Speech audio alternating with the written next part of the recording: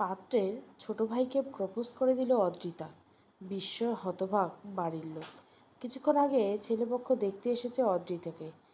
এর মাঝেই এমন কাণ্ড করে বসবে মেয়েটা কেউ কল্পনাও করেনি। পাত্রপক্ষের চোখ মুখ করুণ দেখাচ্ছে, লজ্জায় টলমল করছে পাত্রের ছোট ভাই। বড় ভাইয়ের জন্য দেখতে আসা মেয়েটা এভাবে প্রপোজ করে দিবে তা ধারণার বাইরে। আদ্রিতের বাবা এক গাল হেসে মেয়েকে রুমে পাঠিয়ে দিলেন। আদ্রিতের ভাবখানা এমন যে কিছুই হয়নি, বরং ডাইনিং থেকে একটা নাশপাতি নিয়ে কামড় বসিয়ে দিল। মেয়ের এমন কাণ্ডে চটে গেলেন লুবনা। মুজাহিদ শেখ কোনো মতে অতিথি বিদায় করলেন। লজ্জায় ওনার নাক কাটা গেছে। আদ্রি, বের হ রুম থেকে। আজ তোর একদিন আর আমার একদিন। অনেক বেড়ে গেছিস। আজ তোর পিঠে খুন্তি ভাঙবো শয়তান মেয়ে। লুবনা, তুমি থামবে? দেখো, মেয়ের হয়ে একদম সাফাই গাইবে না বলে দিচ্ছি। তোমার আশকারা পেয়ে এত সাহস হয়েছে ওর। বাবা মায়ের কথা শুনে বের হয়ে আসে অদ্রিতা, হাতে আধ খাওয়া নাশপাতি। কী হয়েছে আম্মু, এত চিৎকার করছো কেন? বাসায় কে ডাকাত পড়লো নাকি? বদমাস মেয়ে, আজ তোর ঠ্যাং ভাঙবো। লাজ লজ্জা বলে কিছুই নেই।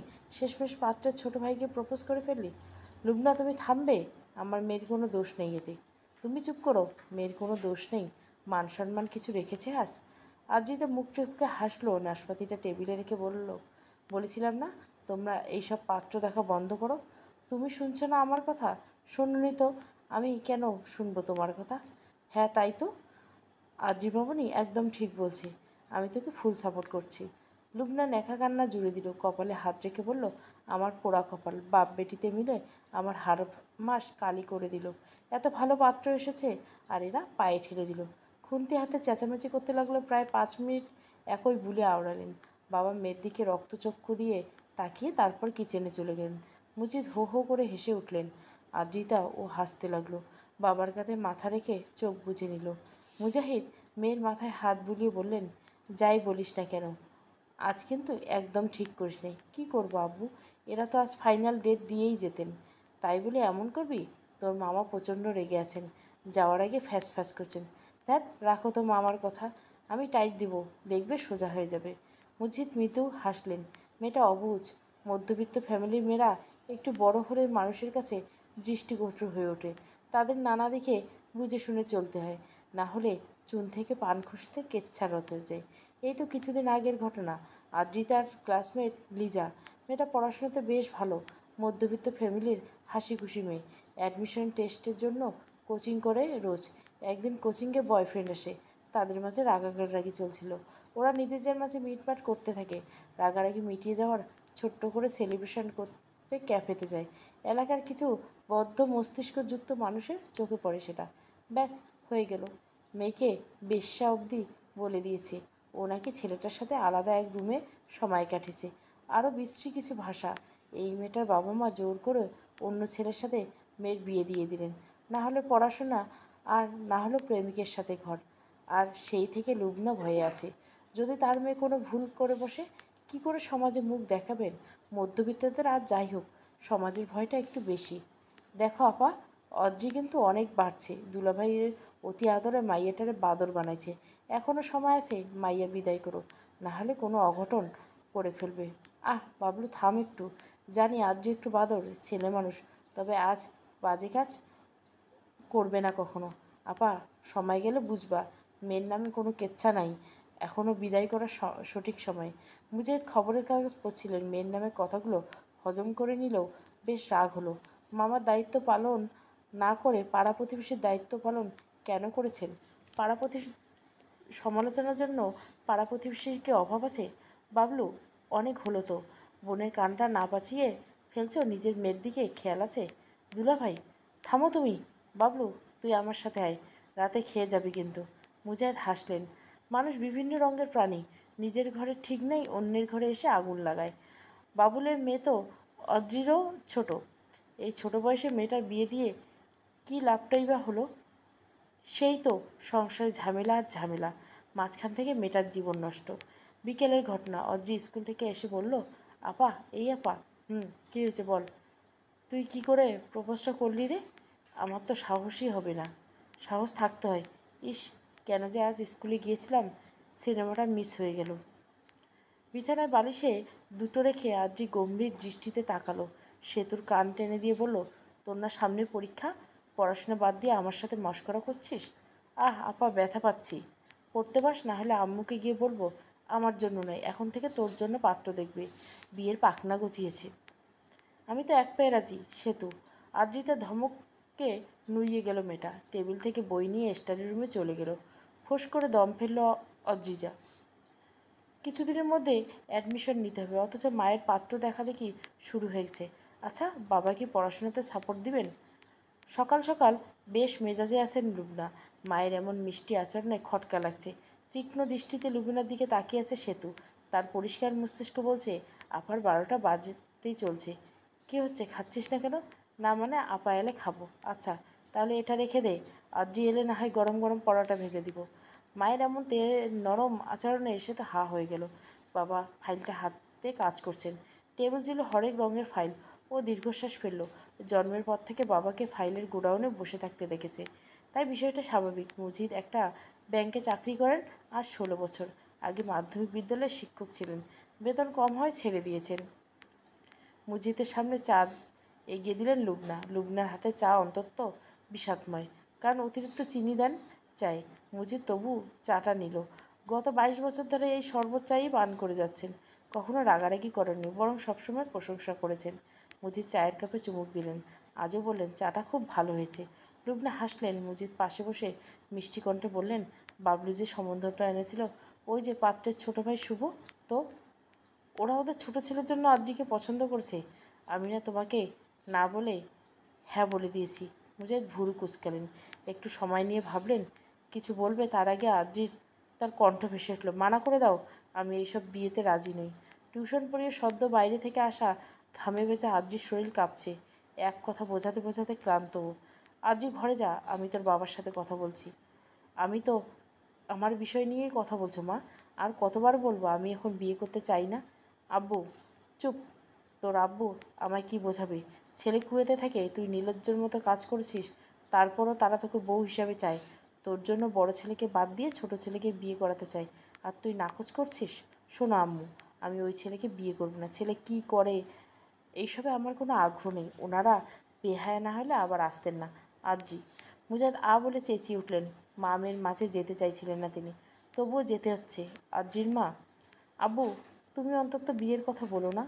আদ্রির কথার অসহায় ভাব, চোখের পানি চিকচিক করছে। মুজাহিদ দীর্ঘশ্বাস লুকিয়ে বলল, তুই যা বলবি তাই হবে। লুবনা রেগে গেলেন। হাতে থাকা গ্লাসটা ধুম করে টেবিলে রাখলেন। চোখের পানি নিয়ে চেঁচাতে লাগলেন, আমার আর কি? আমি এই সংসারে কে? আমার মূল্য আছে আমার কথার? যা ইচ্ছা তাই করো, কিচ্ছু বলবো না। বাপ মেয়েতে আমার মাথাটা চিবিয়ে খেলো। আমিও দেখব কতদিন বিয়ে না করিস তুই। আজই সে কথা কানে দিল না। বাবার দিকে মায়াময় দৃষ্টিতে তাকালো। মুজাহিদ চোখ ফিরিয়ে নিলেন। তার এই মেয়েটা বড্ড আবেগে ঠাসা। আদ্রির মুখের সাথে নিজের মায়ের মিল পান উনি, আর তাই তো মেয়েটার কথার পৃষ্ঠে কথা বলতে পারেন না। আব্বু। মামুনি। আমি পড়াশোনা করতে চাই। সপ্তাহখানেক আগেই তো রেজাল্ট এসেছে। হ্যাঁ, গোল্ডেন প্লাস একটা মিস হয়েছে, তবে প্লাস তো এসেছে। তবে কথা দিচ্ছি আবারও মনোযোগ দিয়ে পড়ব, প্লিজ আব্বু। মুজাহিদ চিন্তায় পড়লেন। এই এলাকায় কিছুদিন আগে যা ঘটেছে, তাতে আদ্রি ভার্সিটি গেলে তো সবাই জ্বলে উঠবে, কলিংকের তকমা লাগিয়ে দিবে। তাছাড়া কলেজ এলাকাতেই ছিল, ভার্সিটি তো 20 কিলোমিটার দূরে, তাও ভালো নয় তেমন। আব্বু। মা, আমিও চাই তুই পড়াশোনা কর, কিন্তু সব কিছু মিলিয়ে। মুজাহিদ কথা শেষ করতে পারলেন না। আদ্রিতা ডুকরে কেঁদে উঠলেন। চাপা কান্নায় আর্তনাদ করেছে সে। বাবার দিকে না তাকিয়ে রুমে চলে গেল। মুজাহিদের বুকের যেন তীর বিঁধে গেল। মেয়ের কান্না কিছুতেই সহ্য করতে পারছেন না। কিছু করতে হবে। এভাবে মেয়ের পড়াশোনা বন্ধ হওয়া উচিত নয়। বিয়ের বয়স হয়েছে মাত্র, পার তো আর হয়ে যায়নি। তবে এখান থেকে ভার্সিটি কিভাবে পড়বে? ভীষণ মন খারাপ অদ্রিতার। ও খোলা জানলা দিয়ে বাইরে তাকিয়েছে। সুন্দর চাঁদ আকাশের বুকে, তবে সেসব তাকে ছুঁতে পারছে না। ঘড়ির কাঁটা তখন 11টা ছুঁই ছুঁই।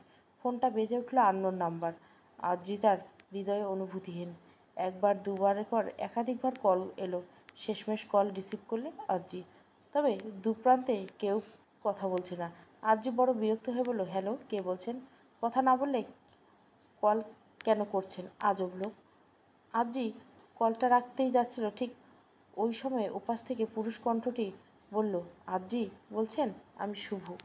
শুভ দম ওঠানামা করছে। ফোনের এপাশে থাকা আদ্রি চুপ। ছেলেটা বড় অধৈর্য হয়ে বলল, আদ্রি শুনছেন? মেজাজ চটে যাচ্ছে আদ্রির। এই লোক ফোন নাম্বার পেল কোথা থেকে? আদ্রি, আপনি শুনছেন? কেন কল করেছেন? শুভ যেন এই কথারই অপেক্ষা ছিল। ও বিলম্ব না করে বলল, আপনার প্রপোজ আমি অ্যাকসেপ্ট করে নিয়েছি। আদ্রির মনে হলো শুভর মাথাটা ফাটিয়ে দেব, আবার মনে হলো নিজের মাথাটা আগে ফাটানো উচিত। আদ্রি, আপনাকে আমার পছন্দ হয়েছে। আমি বাসায় বলেছি, সবাই মেনে নিয়েছে। আপনাকে মাথা খারাপ হয়েছে শুভ? সরি, আপনি এটা বুঝেননি। আমি বিয়েটা করতে চাই না, সেজন্য এই কাজটা করছি। শুভ হাসলো। আদ্রির জন্য বোকাটাই বনে গেল। এই ঝামেলাটা না জানি কতকাল পোহাতে হবে। আদ্রি, আপনার সমস্ত কথাই বুঝেছি আমি, তবে অনুভূতি কোনো সময় হয় না।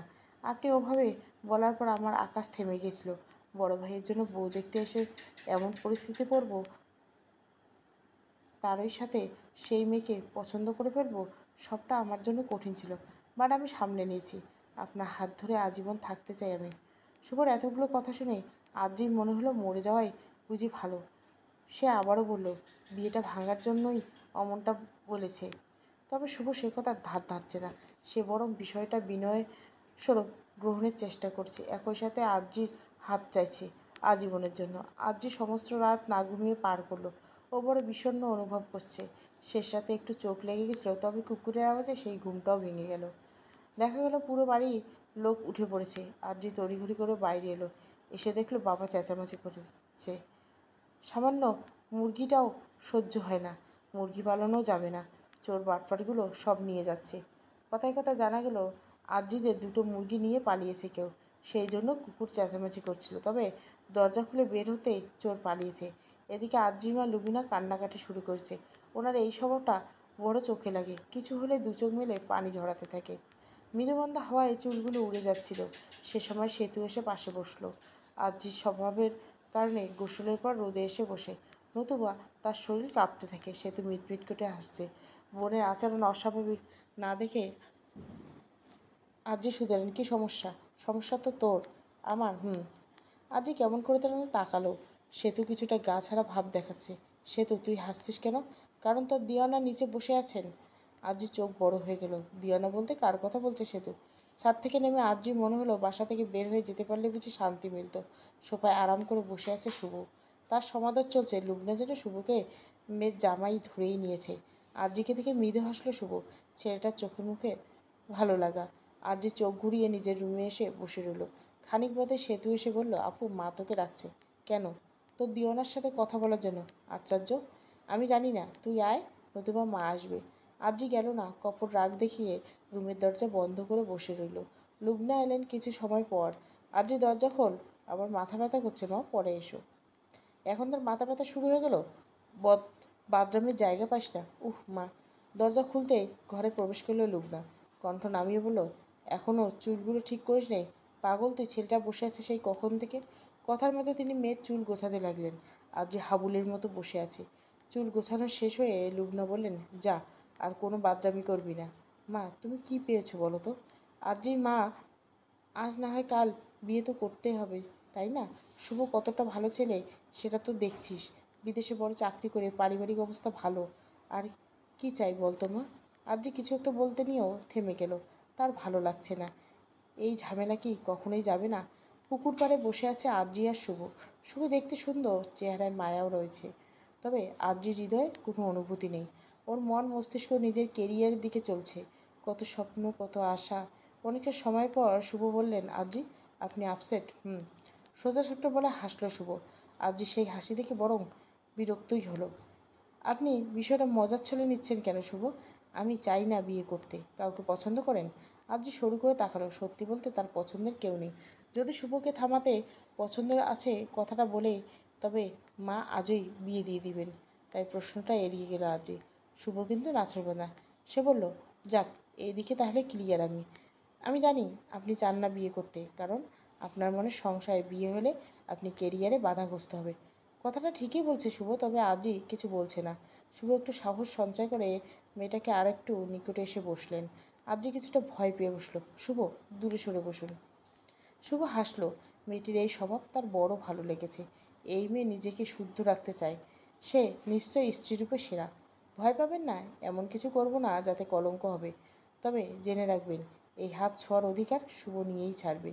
আদ্রি, আপনি শুধু আমার। দোটানায় কাটলো 2 দিন। আদ্রির মন মস্তিষ্ক শুভর বলা কথাগুলোর প্রভাব বিস্তার করলো। ছেলেটা এমন করে কথা বলল কেন? আদ্রি নিজেকে সামলে নিল কিছুদিনের মধ্যে। শুভ নামক মানুষটা সে মনে করলো না। এদিকে কিন্তু সময় পেরিয়ে গেছে, অ্যাডমিশন টেস্ট ঘনিয়ে আসছে। নানান চিন্তায় বুঁদ হয়ে আছে আদ্রি। তার পড়াশোনা একেবারে হচ্ছে না। পড়তে গেলে মনে হচ্ছে সব নতুন। কিন্তু এই নিয়ে 2 দিন কান্নাকাটি করলো। লুবনা আর মুজাহিদ মেয়ের অবস্থা বুঝতে পারলো। এদিকে শুভ ও সব স্বাধীনতা দিতে চায় আদ্রিকে।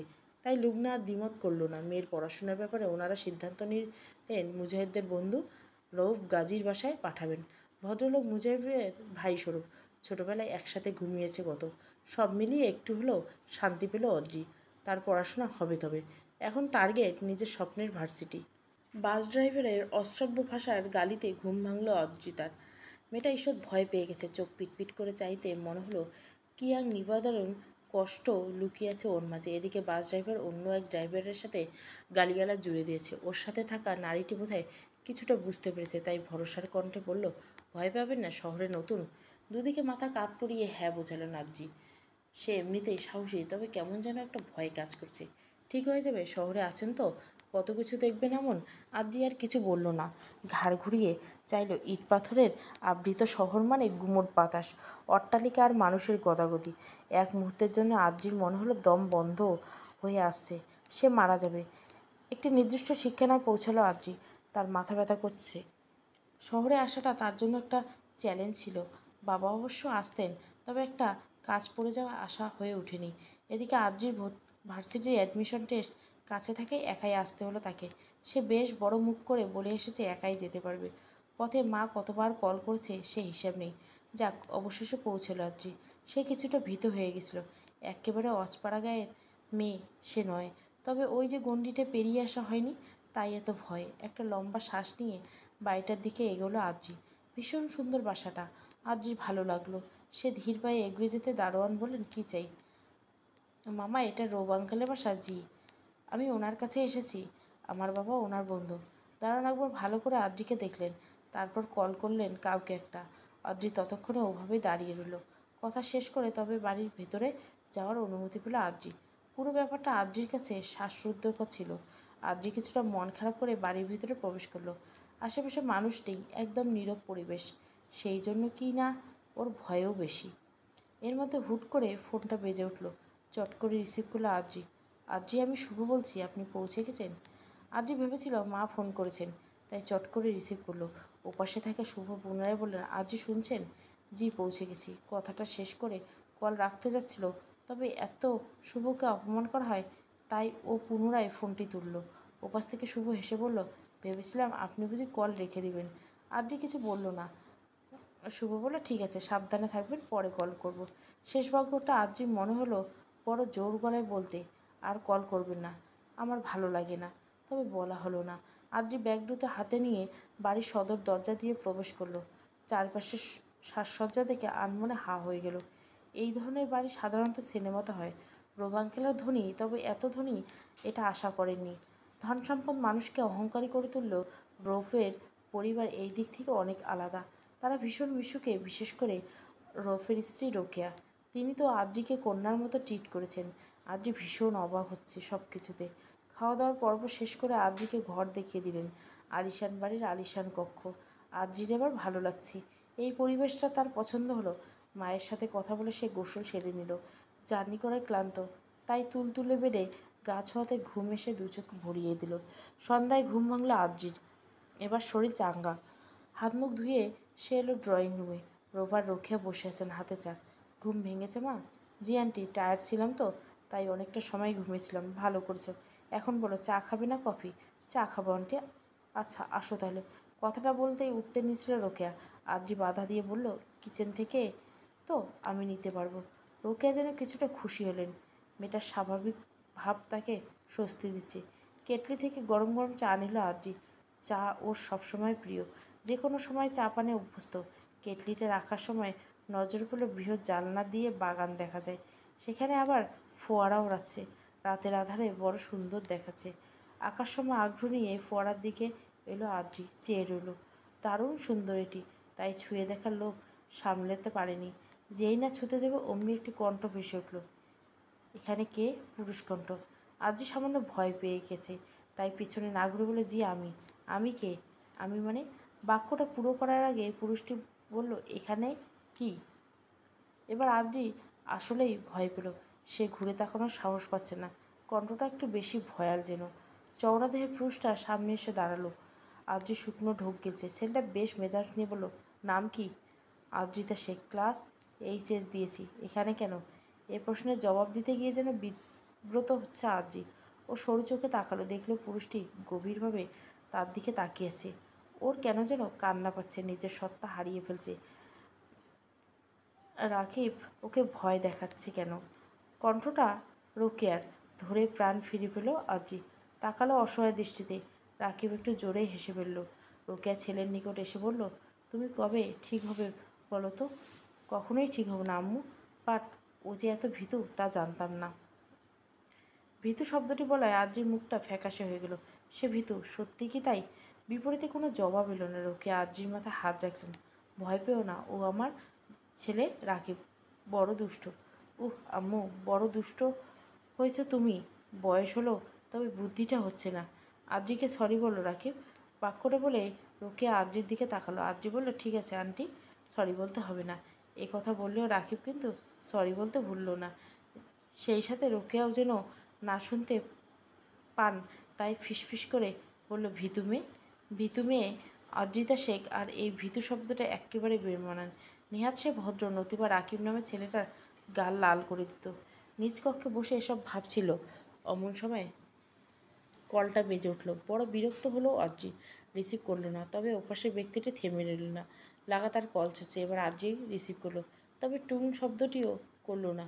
ওপাশ থেকে কণ্ঠটি বলল, আদ্রি, আমি শুভ বলছি। শুভ? আপনি কখনোই আমার জন্য শুভ নন। সর্বদা অশুভ হয়ে কেন আসেন বলেন তো? রাকিবের লাগোয়া বারান্দা একটু বেশি সুন্দর। বিশাল এক খোলা হাওয়াতে এর সৌন্দর্য অধিক পড়ে। দুদিন ধরে বারান্দার দিকে নজর যাচ্ছে আদ্রির। মেয়েটা একটু সংকোচ থেকে সে পথে আর যায়নি। তবে এই ভোরবেলায় লাভটা যেন সামলে উঠতে পারেনি। ভীষণ সুন্দর একটা ঘ্রাণ নাকে ধরাছে। আদ্রি ছুটে গিয়ে নিজের বারান্দায় এসে দাঁড়ালো। এখান থেকে রাকিবের বারান্দা দেখা যায়। নানান রঙের ফুল সেখানে রাখা আছে। আদ্রির মন যেতে চায়। ও বিড়াল পায়ে এগিয়ে গেল। করিডোর পেরিয়ে আসতে পায়ের গতি নেমে গেল। রাকিব জিম করে এসেছে, উন্মুক্ত শরীরে বিন্দু বিন্দু জলবিন্দু। আদ্রির মনে হলো তার শরীর কাঁপছে, চোখ ঘোলাটে হয়ে আসছে। সরে যেতে চাইলে রাকিব ডেকে উঠল, দাঁড়াও। থেমে গেল আদ্রির পদযুগল। রাকিব এগিয়ে এসে ওর বরাবর দাঁড়ালো। ক্ষীণ স্বরে বলল, এত ভোরে এখানে কেন? প্রশ্নের উত্তরটি চট করে দিতেই পারছে না আদ্রি। রাকিব কয়েক সেকেন্ড অপেক্ষা করে আশেপাশে তাকালো। কি, আমাকে খুঁজতে এসেছিলে? এবার প্রতিবাদ করলো আদ্রি। দ্রুত সুরে বলল, না তো। তবে এমনি এসেছি। বুঝি, কিন্তু কি বুঝেন?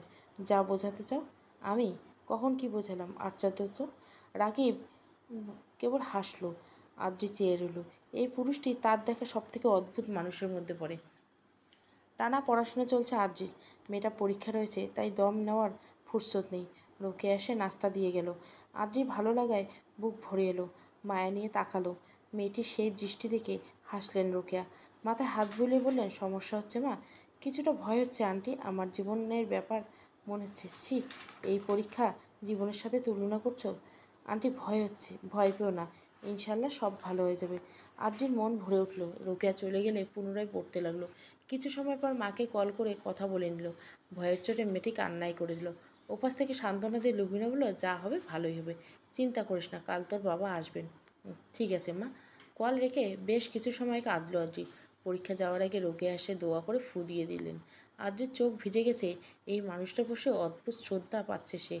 ড্রাইভারের হাত ভেঙেছে অপ্রত্যাশিতভাবে। ঘটনাটি ঘটল। এদিকে আদ্রির লেট হয়ে যাচ্ছে। ওর কান্না পাচ্ছে রীতিমতো। রোকেয়া বিষয়টা বুঝতে পেরেছিল। এই মুহূর্তে বেরোচ্ছিল রাকিব। রাকিব, শুনে যা। গান শুনতে শুনতে বেরোচ্ছিল রাকিব। মায়ের ইশারা পেয়ে কাছে এলো। জি আম্মু, কোথাও বেরোচ্ছ?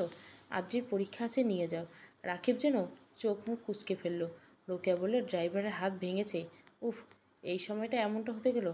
যাও, ওর লেট হয়ে যাচ্ছে। কথাটা বলে আদ্রির দিকে চাইলেন রোকেয়া। মাথায় হাত বুলিয়ে দিলেন, যাও মা, রাকিব তোমাকে পৌঁছে দিবে। তখন থেকে শুভ নামক মানুষটা কল করেছে। আদ্রি বিরক্ত হলো, বারবার কল কেটে দিচ্ছে। তবে ওপাশের ব্যক্তি তার থেমে নেই, সে লাগাতার কল করেই চলছে। এবার আদ্রির রাগ হলো, তবে পাশে রাকিব থেকে রাগটা প্রকাশ করো না। ও কল রিসিভ করে ফিসফিস করে বলো, এতবার কেন কল করেছেন শুভ? আপনার পরীক্ষা আছে না? আমি বিরক্ত হই শুভ, আপনি কেন বুঝেন না আপনাকে আমার পছন্দ নয়। প্রথমবারের মতো শুভকে এভাবে প্রত্যাখ্যান করলো আদ্রি। শুভ কিন্তু কষ্ট পেল না, বিনিময়ে হেসে বলল, তাতে কি, আশ্চর্য মানুষ আপনি। আদ্রি, আপনাকে আমার অনেক বেশি মনে পড়ে। আদ্রি থেমে রইল, কী বলবে বুঝতে পারছে না। শুভ ওপাশ থেকে বলল, ভালো করে পরীক্ষা দিবেন, আর মনে রাখবেন আপনি আমার। কলটা কেটে দিতে রাকিব বলল, বয়ফ্রেন্ড? আদ্রি শক্তপোক্ত জবাব দিল না। রাকিব হাসলো, সেই হাসিতে কেমন অপমান বোধ করলো আদ্রি।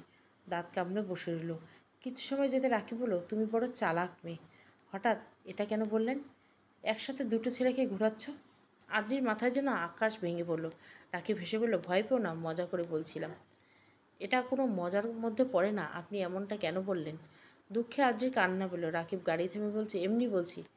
আপনি এমনি বলেননি, অন্য কিছু মিন করছেন, আমাকে খারাপভাবে প্রেজেন্ট করলেন। অথচ বিষয়টা এমন নয়।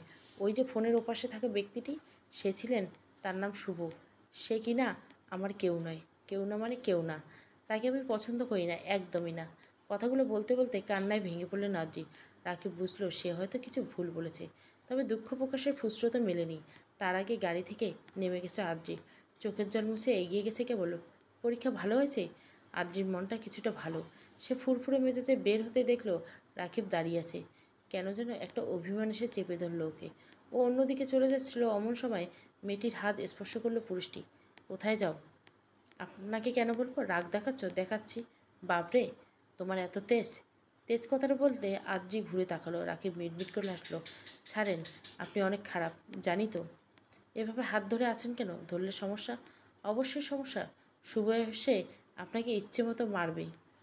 রাকিবের যেন হাসি পেল। সে অবশ্য হাসিটা লুকিয়ে রাখার প্রয়াস করল না। আদ্রি অন্য দিক থেকে ফিরতেই রাকিব শুধরালেন, শুভ সাহেবের এত জোর? আদ্রি চুপ। রাকিব আর বিষয়টা ঘাটল না। আলতো হাতে মেয়েটির চুল টেনে বলল, সরি, আসো এবার। আদ্রি চুপ করে চলতে লাগলো। পথে বেশ অনেকবার কথা বলার চেষ্টা করলো রাকিব, তবে আদ্রি চুপ। আশ্চর্য আর অদ্ভুত লাগলো, কেন যেন অদৃশ্যতানে পুরুষটার প্রতি গাঢ় অভিমান দেখাতে পারছে সে, অথচ বিষয়টা স্বাভাবিক দৃষ্টিতে একদম স্বাভাবিক নয়। পরের দিন সকাল থেকে মন ভালো নেই আদ্রির। বাবা আসবেন নিতে, অথচ ওর মন যেতে চাইছে না। এই না যেতে চাওয়ার জন্য দায়ী রাকিব। ছেলেটার প্রতি অন্যরকম টান অনুভূতি হচ্ছে, কিন্তু এটাকে কি বলা যায় সেটা বুঝে আসছে না। এই নিয়ে ভীষণভাবে দ্বিধায় ভুগছে, কান্না পাচ্ছে, তবে উপায় নেই। সকাল থেকে রোকেয়া ভীষণ যত্ন করে চালছেন, একটু পর পর দেখতে আসছেন। রোকেয়া না থাকলে সত্যি কেঁদে ফেলতো। সব থেকে খারাপ লাগছে, রাকিব নামের পুরুষটির চোখের দেখাও দিচ্ছে না। লোকটার অন্তরে একটু কি মায়া নেই? আবার একটা অভিমান জন্মালো। আদ্রি দ্রুত সব কিছু গুছিয়ে নিল। তখন বাজে 11টা। মুজাহিদ এসে পড়ছেন, আদ্রিও তৈরি, কিন্তু রাকিব নেই। এবার সত্যি কান্নায় চোখ ভিজে এলো ওর। ব্যাগপত্র নিয়ে বলল, আব্বু তুমি এসো, আমি সামনে আগাই। কথাটা শেষ করে এগিয়ে গেল আদ্রি। কান্নায় তার চোখ ভেজা, লাল হয়ে আছে মুখটা। বের হতে চোখ পড়ল রাকিবের। ছেলেটা একটু দূরে দাঁড়িয়েছে, তার পাশে আরেকটি বলিষ্ঠ পুরুষ। দুজনে কথা বলছে। আদ্রির ইচ্ছে হলো ছুটে যেতে, তবে কেন যেন অদৃশ্য বল তার পদযুগল টেনে ধরল। মুজাহিদ এলেন, শুরু হলো বিদায় পর্ব।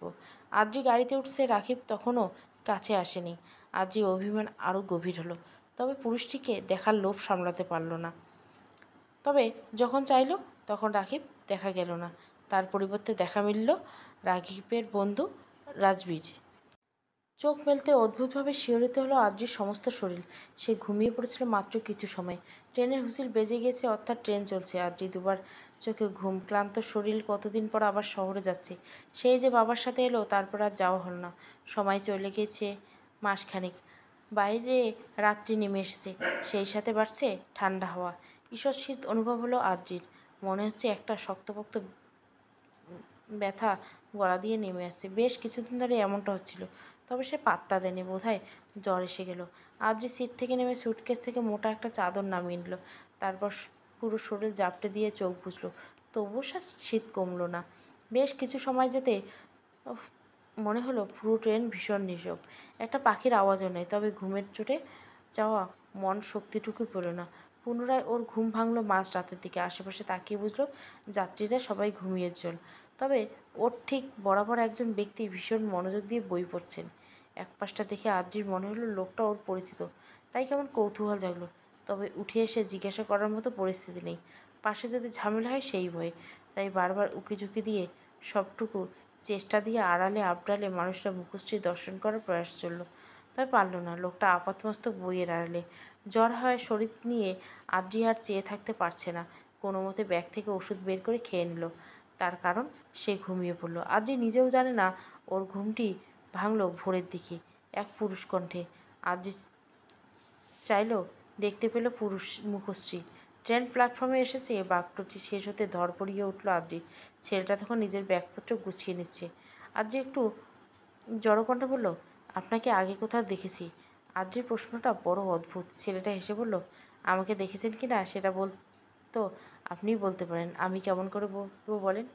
আদ্রি বুদ্ধিমতী আদ্রি কেমন লজ্জা পেল। আজকাল তার মাথাটা গেছে। এই ব্যাপারটা ঘটেছে শুভ নামক মানুষটা জীবনে আসার পর। তারপর বৃদ্ধি ঘটল রাকিবের সাথে দর্শন। এর থেকে ওর সমস্তটা কেমন গুলিয়ে আসে। মনের ভেতর একাধিক সংশয় তৈরি হয়। ও একটা শ্বাস নিতেও বলল, না হয় আসলে আমি খেয়াল করতে পারছি না।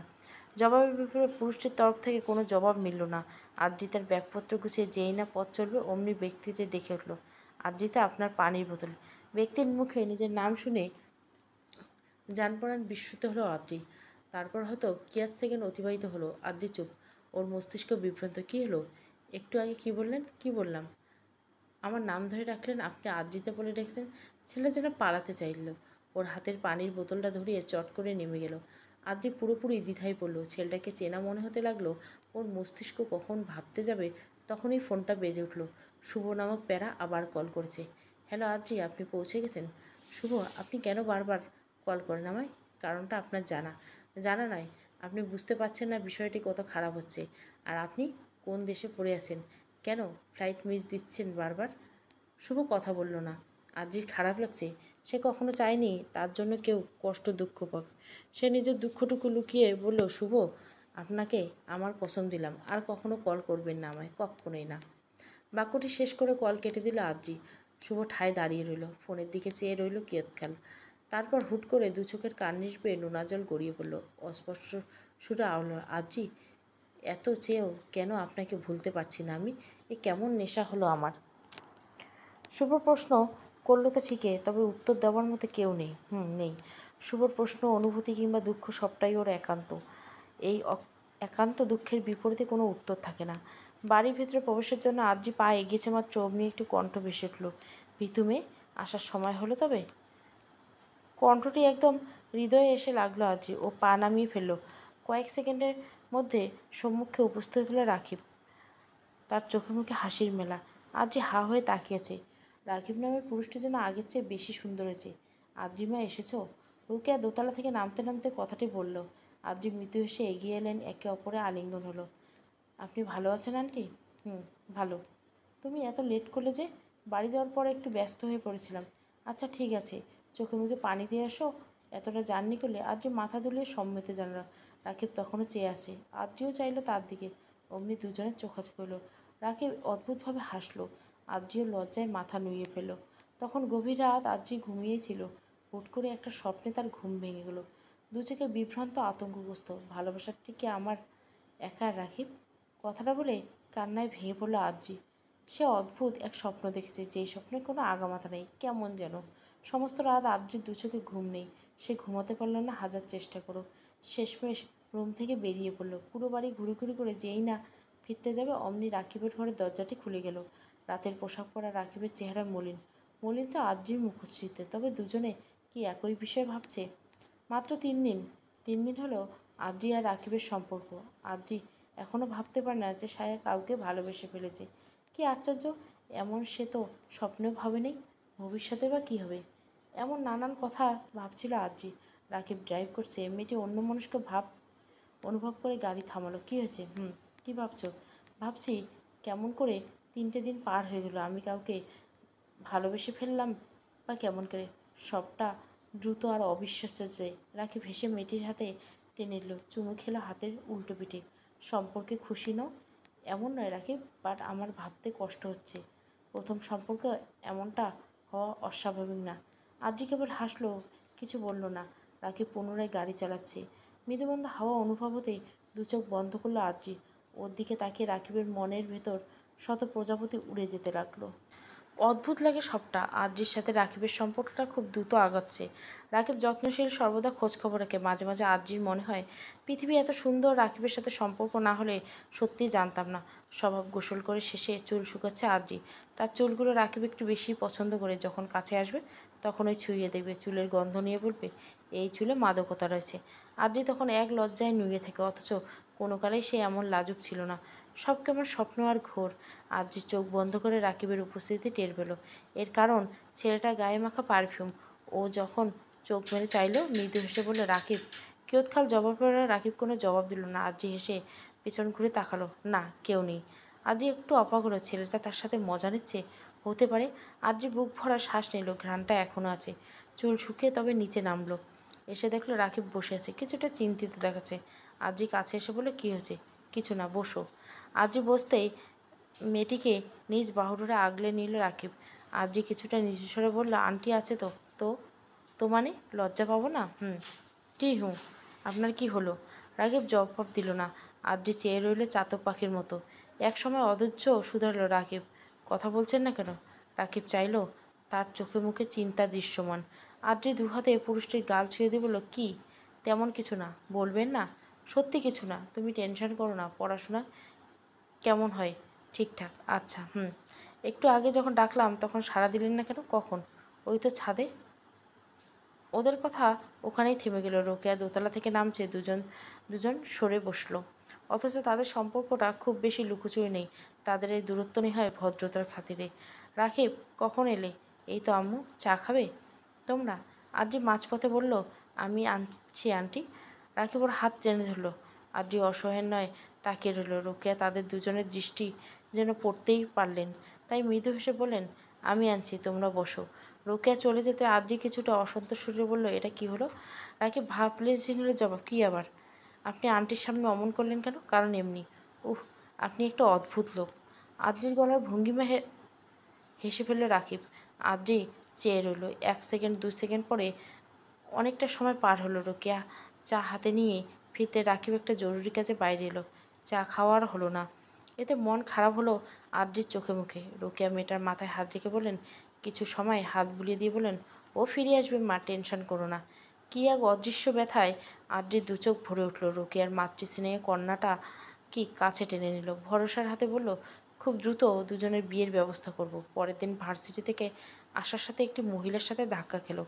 আদ্রি বেশ ব্যথা পেল। ব্যথার চোটে হাঁটতে তার কষ্ট হচ্ছে। পথে যাত্রীরা তাকে টেনে উঠে রিক্সা দিয়ে বাড়ি পাঠালো। এই খবর রাকিব পেতেই ছুটে এলো অফিস থেকে। তাকে বিভ্রান্ত লাগছে।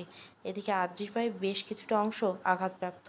হাতে চোট লেগেছে, ঠোঁটের এক কোণ কেটেছে। সব মিলিয়ে খুব বাজে অবস্থা।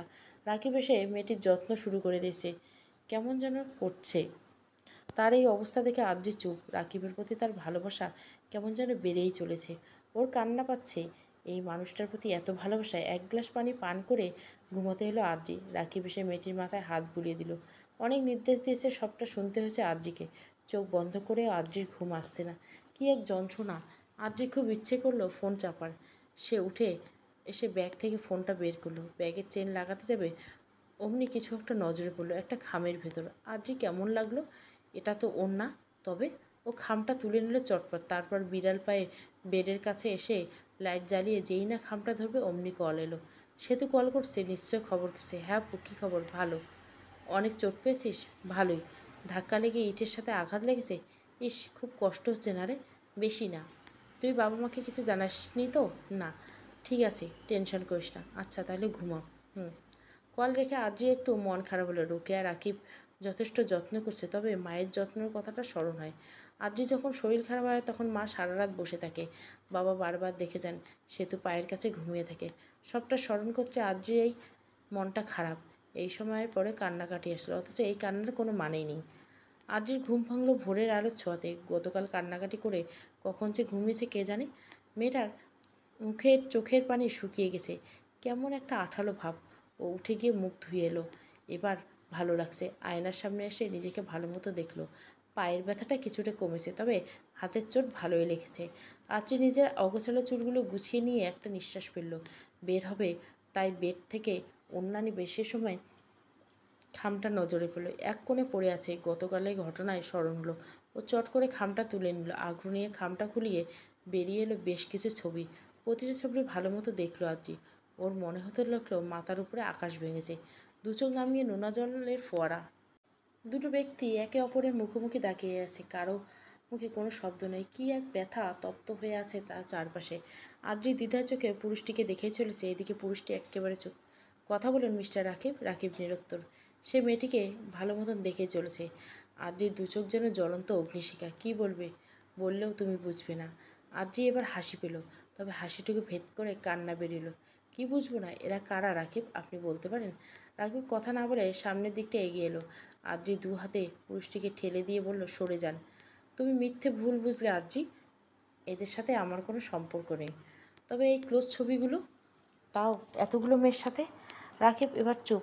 আদ্রি দু চোখ বৃষ্টি ঝরাতে ব্যস্ত। বিষয়টা আমি বলতে চাইনি আদ্রি, তবে তুমি আমায় ভুল বুঝলে। কথাটা বলেই চলে গেল রাকিব। আদ্রি ধপ করে মেঝেতে বসে পড়ল। রাকিবের সাথে একাধিক নারীর খুব ক্লোজ ছবি সে একেবারেই মেনে নিতে পারছে না। আদ্রি আর রাকিবের সমস্ত কথা শুনছে রোকেয়া। তিনি বড় হতাশ হলেন। ছেলেটা কেন যে অতীত স্মরণ করতে চায় না। তখন প্রায় রাত 11টা বাজে। আদ্রি নিজ রুমে বসে চাপা কান্নায় ভাসছিল। এদিকে রাকিব এখনও ফেরেনি। সেই যে সকালে বের হয়েছে, তারপর ফেরেনি। রোকেয়া মৃদু শব্দ করে ঘরে প্রবেশ করলেন, তবে আদ্রির হেলদোল নেই। কোনো এক অদৃশ্য শক্তি তার সমস্ত ধ্যান জ্ঞান তুলে দিয়েছে যেন। রোকেয়া খুব কষ্ট করে মেয়েটার মনের অবস্থা বুঝতে পারলেন, তবে তিনি বিচলিত হলেন না। কারণ তিনি জানেন একটু পর এই মেয়েই সমস্ত মান অভিমান জলের মতো হয়ে যাবে। আদ্রি, মা, কী হয়েছে? আদ্রি বোধহয় শুনিনি, তাই জবাব দিচ্ছে না। রোকেয়া আলগোছে কন্যাটির বাহুতে হাত রাখলেন। এতে ধ্যান ফিরল। ও চাইল, তবে চোখে মুখে দুঃখের ছায়া। কী হয়েছে মা? রোকেয়ার মায়াভরা কণ্ঠটা আদ্রির সমস্ত শরীর কম্পন ধরিয়ে দিল। আদ্রি নিজের কান্নার লুকোতে না পেরে অমনি কেঁদে দিল। রোকেয়া আষ্টে পৃষ্ঠে ঝরে, আন্টি আন্টি, এটা কি হয়ে গেল? আমি আপনার ছেলেকে খুব ভালোবাসি, কিন্তু ও বাসে না। ও ভালোবাসে না আন্টি? টানা কয়েকবার বাক্যটি বলতে লাগলো আদ্রিতা। রোকেয়া মৌন। তিনি শুরুতেই কিছু বুঝলেন না, বরং আদ্রির জমানো ব্যথাটা বের হওয়ার সুযোগ করে দিলেন। বেশ কিছু সময় পর আদ্রি যখন কান্না থামলো, তখন রোকেয়া বললেন, সব সময় যা দেখা যায় তা সত্যি হয় না। আদ্রি চুপ। দু হাতের তালুতে চোখের জল মুছে নিচ্ছে। রোকেয়া দীর্ঘ একটা শ্বাস নিয়ে বললেন, জানো, আমার রাকিব সবসময় সেরা ছাত্র ছিল, তবে ওর বেশি ঝোঁক ছিল মডেলিংয়ের প্রতি। এটা অনেক আগের কথা। তোমার আঙ্কেল তখন সাধারণ একজন মানুষ। তার উপর ওর জগতে কোনো পরিচয় নেই। রাকিব কঠিন পরিশ্রম করা শুরু করলো, নানান জায়গায় আসা যাওয়া একটা কাজের আশায়। তবে বলে না, টাকা না থাকলে কোনো কিছুর মূল্য নেই। ওই ভয়ঙ্কর দিনের কথা আমি আজও স্মরণ করতে পারি না। আমার ছেলেটা এক বাটপারের হাতে পড়েছিল। লোকটা ওকে মদের নেশায় বুঁদ করিয়ে দিয়ে পতিতালয়ে দিয়ে ফেললো। জানো তো, এ সমাজের নারীরাই টাকার বিনিময়ে বিক্রি হয় না, অনেক ক্ষেত্রে পুরুষরাও টাকার বিনিময়ে বিক্রি হয়। পুরোটা শেষ করলেন না রোকেয়া? এই ছবিগুলো এমন কেউ হয়তো তোমাকে পাঠিয়েছে যারা আমাদের নজরে রাখে, আমাদের সম্পর্কে ভীষণ ভালো করে জানে। তুমি ওকে ভুল বোঝো, এটাই তার উদ্দেশ্য। তবে বিশ্বাস করো, এই মেয়েগুলোর সাথে আমার ছেলের কোনো সম্পর্ক নেই। নেহাত পরিস্থিতির শিকার হয়েছিল, তবে অনেক কষ্টে আমার ছেলের এই পরিস্থিতির মোকাবেলা হয়েছে। তবে যে দাগ লেগে যায় সেটা সহজে যায় না। লোকজন বলে রাকিবের চরিত্র নিয়ে প্রশ্ন তুলতে, অথচ সে নিজ ইচ্ছায় অমন জায়গায় পৌঁছায়নি। আর না ওর দ্বারা কোনো খারাপ কাজ, নিকৃষ্ট কাজগুলো করাতে পেরেছে। তবু এই ক্লোজ ছবিগুলো ছাড়া। সবটা শুনে থ মেরে যায় আদ্রি। ওর হাত পা কাঁপছে। রোকেয়া একবার মেয়েটিকে দেখে নিয়ে চলে যায়, কারণ আদ্রির নিজস্বতা রয়েছে। রাকিবের প্রতি তার ভালোবাসা কতখানি সত্যি, তখন সেটাই দেখার পালা। রাকিব এখনও ফেরেনি, অথচ রাত পেরিয়ে ভোর হতে চলেছে। আদ্রির চোখ মুখে ঘুম নেই। সে বারবার গেটের দিকে তাকাচ্ছে। অধৈর্য সে পাগলের মতো ছোটাছুটি করছে। ওর ভালো লাগছে না। রাকিবের ফোন বন্ধ, তবে ছেলেটার কী হলো? আদ্রি কান্না পাচ্ছে। কেন যে ভুল বুঝেছিল, কেন সবটা না জেনে অভিযোগ তুলল? ভীষণ রাগে আদ্রির দু চোখে বর্ষণ শুরু হয়েছে। তপ্ত সে জলে মেখে যাচ্ছে সমস্ত মুখশ্রী। ধীরে ধীরে পৃথিবীর বুকে সূর্যের আলো আধিপত্য বিস্তার করছে। আদ্রি মেঝেতে বসে আছে। চোখ দুটো শুকিয়ে গেছে নোনা জলের রাঙাতে। হলুদ রাঙা আলোতে মুখের সৌন্দর্য যেন বেড়েছে কয়েক গুণ। অনেকটা সময় গাড়ির হর্ন শোনা গেল। আদ্রির বুকের ভিতর লাফিয়ে উঠল। ও ছুটে বেরিয়ে পড়ছে। কোথায় তার চুলের অবস্থা, কোথায় তার মুখের সাজসজ্জা, কোনো কিছু ওকে দমাতে পারল না। ও ছুটে গেল গেটের কাছে। রাকিব যেন একটু বেশি অবাক হলো উঠে ছুটে আসতে দেখে। তবে তার চেয়ে বেশি অবাক হলো যখন দেখলো আদ্রি একদম ছুটে এসে তাকে জড়িয়ে ধরছে শক্ত হাতে। আমি সরি রাকিব, ক্ষমা করে দাও। আমি বুঝতে পারিনি, বুঝিনি, আমি খুব সরি।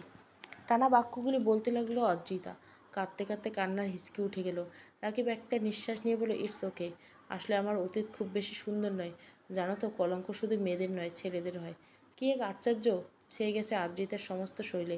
পিঠের বাঘ নেমে যেন ঘামের স্রোত। সে বড় ঘেমে গেছে। রাকিব দু হাতের মুঠোয় মেয়েটির মুখ তুলে নিয়ে শুধরালো, না খেয়ে আছো? আদ্রির প্রশ্নটার জবাব না দিয়ে বলল, রাকিব আমায় মাফ করছো তো? রাকিব কিছু একটু হাসলো, তবে সেই হাসিতে কোথাও একটা ব্যথা দেখতে পেল আদ্রিতা। ও শক্ত করে জড়িয়ে ধরল পুরুষটিকে। আমরা আজই বিয়ে করব রাকিব, আজই। সত্যি খুব দ্রুত আয়োজন করা হলো। গ্রাম থেকে আদ্রির বাবা মা বোন এলো। তারা ভীষণ বিস্ময়ের সাথে সবটা দেখছে। আদ্রির মাঝে পরিবর্তন খুব করে দেখতে পাচ্ছে লুবনা। মুজাহিদ নিশ্চুপ। মেয়ের এই সিদ্ধান্তে তিনি যে খুব একটা খুশি হয়েছেন এমনটা নয়। আদ্রি নিজের রুম থেকে তৈরি হয়ে বাবা মার কাছে এলো। লুবনা মেয়ের দিকে অপলক দৃষ্টিতে তাকিয়েছেন। মুজাহিদও তাই। তাদের সে ছোট্ট আদ্রি আজ এত বড় হয়ে গেল। সে নিজের সবটা সিদ্ধান্ত নিয়ে অতিথির মতো করে তাদের জানালো। প্রচণ্ড আক্রোশ থেকে কন্যাকে চড় মারলেন মুজাহিদ। আদ্রি কিন্তু কোনো প্রতিক্রিয়া জানালো না। ও বরং বাবা মার পা ছুঁয়ে সালাম করলেন। আব্বু আম্মু দোয়া করো যাতে আমি পৃথিবীর সব থেকে সুখী হই। বিয়ের ঠিক আগ মুহূর্তে পালিয়ে গেছে অদ্রিতা। এমন খবর পেয়ে লুবনা আর মুজাহিদের চোখে মুখে অন্ধকার নেমে আসে। রোব এসে মুজাহিদের পাশে দাঁড়ালেন। আফসোস করে বললেন, শেষমেশ মেয়েটা এই কাজ করবে আমরা কেউই ভাবতে পারিনি। জানি না কোন বুদ্ধি থেকে এই কাজটি করলো। মুজাহিদ লজ্জায় মুখ তুলতে পারছে না। লুবনা তো যায় অবস্থা। তার মেয়েটা এত বিগড়ে গেল। 1.5 ঘন্টা পর দেখা মিলল রাকিবের। শুকনো তার মুখশ্রী। ছেলেটাকে দেখে ছুটে এলো রোকেয়া। রাকিব বাবা, পেলি ওকে? না আম্মু, পেলাম না। আদ্রি আমার সাথে এমনটা কেন করলো? শেষমেশ আমারই বন্ধুর সাথে। এই কথাটা বলে একটা বেঞ্চে বসে পড়ল রাকিব। মেয়েটার প্রতি ভালোবাসার কোনো কমতি ছিল না। ট্রেন চলছে। আদ্রির পরনে লাল বেনারসি, মুখে প্রসাধনীর ছোঁয়া। কি সুন্দর লাগছে তোকে! অথচ ভেতরটা গুপ্ত ব্যথায় মরছে। আদ্রির পাশে বসে থাকা ছেলেটা এক বোতল পানি এগিয়ে দিল। মুখে বলল, আদ্রিতা পানি খান। আদ্রি কিন্তু পানির বোতলটা ছুঁয়ে দেখল না। ওর পরিস্থিতিটা বুঝতে পারছে না রাজবি, তাই জোর করছে না সাহস জোগাতে। আদ্রিতা শোনেন আমার কথাটা, আপনার লড়াই সবে শুরু। আপনাকে অনেক লড়তে হবে, অনেক লড়তে হবে। আদ্রিতা আচমকা হাউমাউ করে কেঁদে ফেলেন। ওকে দেখে রাজবীর বড় মন খারাপ হলো। ও বেশি সময় মেয়েটির দিকে তাকিয়ে থাকতে পারলেন না। বুকের ভিতরে কোথাও একটা কষ্ট অনুভূতি হলো। অতিরিক্ত কান্নার ফলে আদ্রিতার শরীর ভীষণ দুর্বল হয়ে গেছে। ট্রেনের জানলা দিয়ে তত্তর করে বাতাস আসছে। রাতের আধারে এই সমীকরণের শরীরটা হিম হয়ে যাচ্ছে। মেয়েটি তাই আরও বেশি কুড়ে খাচ্ছে। রাজবীর প্রথম নিজেকে সংযত রাখলে এবার কেন যেন পারল না।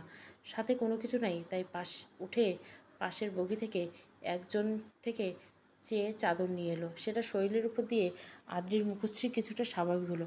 রাজবীর একটা লম্বা নিঃশ্বাস ফেলল। ঠিক ফোন নেশায় পড়ে নিজের ঘাড়ে এত বড় বিপদ নিল। নিজের জীবনের সিদ্ধান্তগুলো নিতে শিখেছে আদ্রি। ছোট থেকে তো চটপটে সে, তবে প্রেমের ব্যাপারে এত বড় ভুল হবে তা কেউ জানত না। ও না, আদ্রির জীবনটা কেমন যেন। সে থাকতে চাইলেও তাকে সে ফিরিয়ে দিয়েছিল। আর সে ভোগ্যের পণ্যের মতো ব্যবহার করলো। তারই কাছে শান্তি খুঁজছিল। অথচ ভাগ্য কার সাথে পাঠালো? আদ্রির এই জীবন বড় সংকটপূর্ণ। কে জানে কি আছে এই মেয়ের ভাগ্যে। যেখানে এতদিনের পরিচিত ভালোবাসার মানুষ রাকিব চরম নিকৃষ্ট বের হলো, সেখানে তারই সঙ্গী রাজবীর নামক মানুষটাই বা কেমন হবে? আদ্রি জানে না সে কোন আধারে এক টুকরো আলো খুঁজে বেড়াবে। ট্রেনে বিরক্তিকর শব্দও ছুটে চলছে। ও উঠে দেখলো আশেপাশে কেউ নেই। স্বাভাবিকভাবে এত বড় ঘটনার পর মস্তিষ্ক চাপে রয়েছে।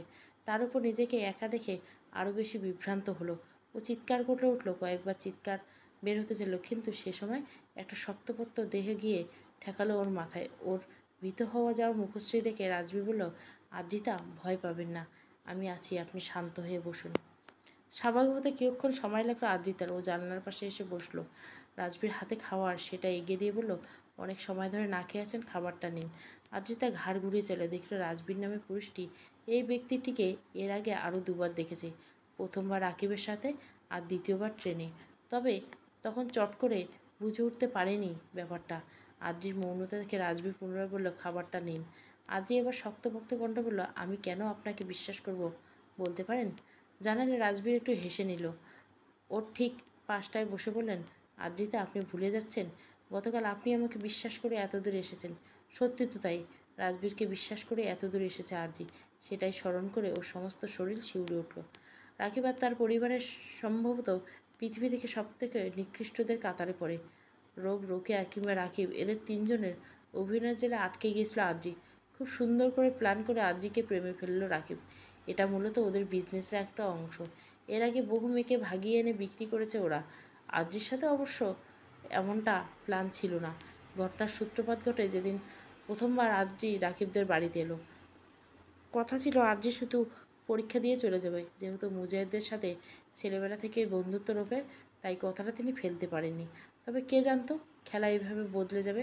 আদ্রি যেদিন বাড়িতে এলো সেদিন রাতে একটা মিটিং চলছিল, আর সেখান থেকে ক্লায়েন্ট আদ্রিকে ডিমান্ড করে ফেলে। রাকিব তখন বিষয়টা পাত্তা দেয়নি। তবে ক্লায়েন্ট যখন কোটি টাকা অফার করলো, তখন রাকিবের মাথায় বিষয়টা চড়া হলো। তার উপর ক্লায়েন্টের কথা ছিল মেয়েটির শরীরে কোনো রকম আঘাত করা যাবে না, একটা সুস্থ দেহের আদ্রি থেকে চায়। তবে আদ্রি যেহেতু ওদের পরিচিত, তাই তার 5টা প্রজেক্টের মতো কাজ করা রাকিবের জন্য কঠিন হলো। কোনোভাবে অপহরণ করা যাচ্ছিল না, কারণ এতে করে ওর পরিবার ভোগান্তি করবে। কেস হলো ওদের ঝামেলা হতে পারে, তাই এমন কিছু করতে হবে যাতে সবটা ঠিক হয়ে যায়। তবে কি করা যায় এ নিয়ে থেকে রিস্ক না নিয়েই মেয়েটিকে প্রেমের ফাঁদে ফেলল। তবে নানাভাবে আদ্রির কাছে ধরা পড়তে থাকে। বিষয়টা কঠিন হচ্ছিল ক্রমশ। পাওয়া গেল রাকিবের মাথায় আকাশ ভেঙে পড়ছে। ও বুঝতে পারছিল কাছের কেউই এই কাজ করছে, তবে কে হতে পারে এই বিষয়টা বুঝতে পারছিল না। রোকেয়া যেভাবে আদ্রিকে বুঝ দিয়েছিল, তারপর রাকিব বেশ অনেকটা চিন্তামুক্ত হয়েছিল। তবে আদ্রি বিয়ের ব্যাপারে তাড়াহুড়ো করলো। তখন রাকিব চাইলেও নিষেধ করতে পারত না, এতে আদ্রি হাতছাড়া হতো। তাই নানান কৌশলে বিয়ের মিথ্যে প্ল্যান সাজালো। রাজীবকে বলা হয়েছিল আদ্রিকে বলতে গেটের বাইরে রাকিব অপেক্ষা করবে, কোনো এক সারপ্রাইজ আছে। সেই অনুযায়ী সব বলল। তবে শেষে একটু টুইস্ট ঘটল। রাকিব দেখতে চেয়েছিল আদ্রি রাজবীরের সাথে পালিয়ে গেছে।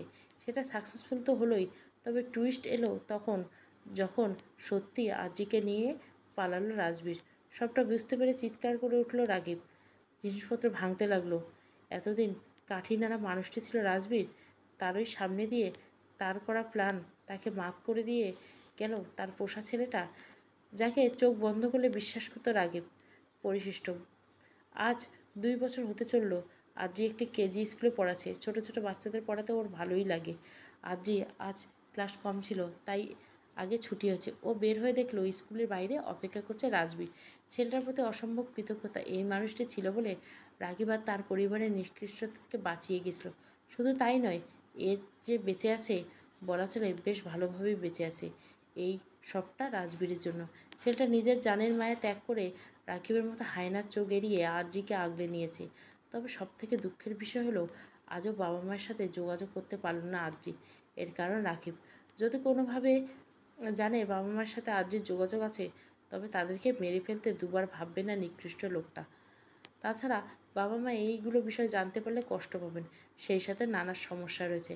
রাজবীর অনেকটা সময় ধরে দাঁড়িয়ে রইল। আদ্রি ভাবলেছেন চাহিনি দেখে মুখের সামনে হাত দিয়ে শব্দ করলেন। এতে করে ধ্যান ভাঙল। কোথায় হারিয়ে গিয়েছেন? না এমনি। আচ্ছা ঠিক আছে, চলো। কোথায় বলা যাবে না, চলো। কথাটা বলে আদ্রির হাত আগলে নিল রাজবীর। এতে অদ্ভুত একটা শিহরণ বয়ে গেল আদ্রি তার সমস্ত ছেলে। ও অপলক নয়নে ছেলেটাকে দেখতে লাগলো। খুব বেশি সময় নিয়ে বোঝা যায় রাজবীর অসম্ভব সুন্দর একজন পুরুষ। গম্ভীর দুটো চোখ, কালচে হওয়া ঠোঁট, পুরো মুখশ্রিত মায়া। হুট করে চোখ বাঁধতে শুরু করছে রাজবীর। আদ্রি এবার ধৈর্য হারিয়ে বলল, কি মশাই, পাচার করে দেওয়ার ধান্দা নাকি? একদম তাই। এখন তুমি চুপ করো তো। কিন্তু আমরা কোথায় যাচ্ছি? উফ, আদ্রিতা, এত কথা বলো কেন? আশ্চর্য তো আপনি। রাজবীর এবার জবাব দিল। আদ্রিকা থেকে সাবধানে পথ চলতে লাগলো। আজ আদ্রিতার জন্মদিন, ছেলের জন্য ছোট্ট করে আয়োজন করেছে ছেলেটা। রাজবীর চুপ করে বলল, আদ্রি তো আদ্রি, মেয়েটার কথা না বললে 1 সেকেন্ড থামতে পারে না। ও এবার বলল, একটা কথা বলেন তো, আপনি কেন এতটা করলেন আমার জন্য? কেন নিজের জীবন রিস্কে রেখে আমাকে আগলে রেখেছেন? যদি রাকিব খোঁজ পায় তবে নিশ্চিত মেরে ফেলবে। রাকিব জবাব দিল না। এই প্রশ্ন সে নিজেও নিজেকে সহস্রবার করবে, তবে কোনো উত্তর আসে না। কী এক নেশায় আদ্রিকে আগলে রেখেছে সে। আদ্রি জবাব না পেয়ে থেমে গেল। রাজবীর বলল, কী হলো, জবাব দিচ্ছেন না কেন? রাজবীর এবারও চুপ। আদ্রির নিজের চোখের বাঁধন খুলে ফেলল। রাজবীর দেখল মেয়েটার চোখ ফুলে গেছে, চোখ দিয়ে বৃষ্টির মতো নোনা জল ঝরছে। কেন এতটা করলেন আমার জন্য? রাজবীর মাথা নত করে চোখ বুঝলেন। ভেতর থেকে সে কিছু একটা অনুভব করে বলল, আদ্রিতা, আমি জানি না কেন আমি এমনটা করে চলছি, তবে তুমি মায়ের নেশাটা আমার কখনো না যাক। আমি তোমাতে অভ্যস্ত হয়ে গেছি। সেই যে ছোটবেলায় পরিবার হারলাম, তারপর আমি কখনোই কোনো কিছু নিয়ে স্বপ্ন দেখিনি। কত খারাপ কাজের সাথে জড়িত ছিলাম, তবে এতগুলো মাস তোমাকে নিয়ে অনেক বেশি স্বপ্ন দেখে ফেলেছি। তবে কোনো জোর নেই। আমি সবসময় চাই তুমি ভালো থেকো, সুস্থ থেকো। বাক্যটি শেষ না হতে আদ্রিতা ছুটে এসে শক্ত করে জড়িয়ে দিল, যার ফলে হুট করে শক্ত কিছুর আঘাত অনুভব করলো রাজীব। আকস্মিক সে ঘটনায় ওর ভেতর অবধি নাড়িয়ে দেয়। আচমকা জড়িয়ে ধরার জন্য সে কিছুটা ব্যথা পেয়েছে, তবে বাইরে সেই ব্যথা সুখের ব্যথাটাই বেশি মনে হচ্ছে। আদ্রিতার চোখের জল ভিজিয়ে দিচ্ছে পুরুষটির বুকের মাঝখানে। রাজবীর চোখগুলো ঈষৎ বড় হয়ে গেছে। তবে কি তার নেশাটা এবার ব্যক্তিগত তুমিতে পরিণত হতে চলেছে? সমাপ্ত। তুমি মাই নেশা। গল্পটি ভালো লাগলে অবশ্যই লাইক, শেয়ার এবং সাবস্ক্রাইব করবেন। Thank you for watching.